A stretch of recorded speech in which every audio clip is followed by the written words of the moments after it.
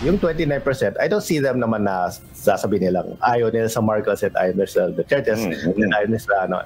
It's more like wala silang pinapanigan. Parang they're thinking independently, which is good. 29%. Ito ang bilang ng mga Pilipinong nagsabing walang pinapanigan pagdating sa politika. Base sa ulat ng Octa Research Group, ang bilang na nabanggit ay ang nagsabing hindi sila maka-Marcos o Duterte o kaya naman ay taga-suportan ng oposisyon. Kumbaga, ito yung side na baka pwede lang sila pumanig kahit kanino, depending sa point of view, they can agree or not. Or maybe wala lang, totally wala silang pinapanigan.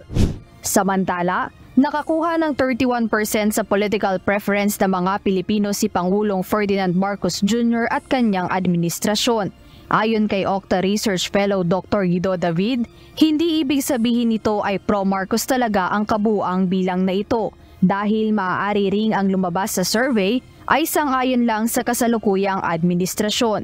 Ngunit magandang resulta ito dahil mas mataas ito kumpara sa nakuha ng iba. And yung interpretation is 31% said, I support President Ferdinand Marcos Jr. and his administration. Hindi pa majority pero malaki-laki siyang porsyento. Yung mga nasa Marcos camp should be a little happier kasi medyo mataas yung numbers nila compared sa others. 31 is significant. But 31 is not majority. Correct. It's still a minority. Dagdag pa niya na ang 20% naman na nakuha ng pamilya Duterte ay nagpapakita na marami pa rin o hindi pa rin sila nawawalan ng mga taga-suporta. Maybe it's lower than the Marcos, but it's also a function of meron kasing Filipinos, whoever's in power, yun yung sinusupport nila, which is, I mean, understandable. So, the fact na the Dutertes are not in power, but they still have 20, that's, I would say that's very significant. 1 out of 5 Filipinos, solid sa kanila, no matter. So, it gives them, I think it should give them a sense of, na parang, we still have influence, we're still relevant. Sa kabilang banda, nakababahala ang mababang resultang lumabas para sa oposisyon. Yung 4% sa opposition, it's kind of low for opposition.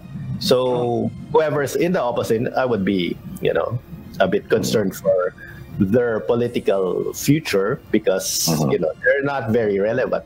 Ngunit kung makukuha nila ang 44% mula sa mga hindi nagpahayag ng suporta, at mga hindi pa tumutugon ay halos kalahati ng mga Pinoy ang kanilang maaaring makuha batay sa survey.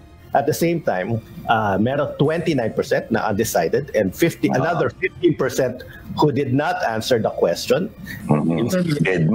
Ayaw nila bigay yung opinion nila, baka meron silang pinapaninggan or baka wala silang deadma sila. Ganon. So that's a total of 44%. Ibig sabihin, almost half. Almost half. Oo, tama. Almost half. Maganda yan. Kung i-rally mo yung 4% ng opposition dun, sa 44%, 48% na yun, halos kalahati na yun. Ayon kay Dr. Guido David na ang ganitong mga survey ay nagsisilbing gabay lang sa mga botanteng Pilipino. Mahalaga pa rin aniya na suriing mabuti ang mga taong nakikita sa ganitong mga survey. Jed Neresina, UNTV News and Rescue. Diyos ang aming sandigan, serbisyo publiko ang aming pinahahalagahan.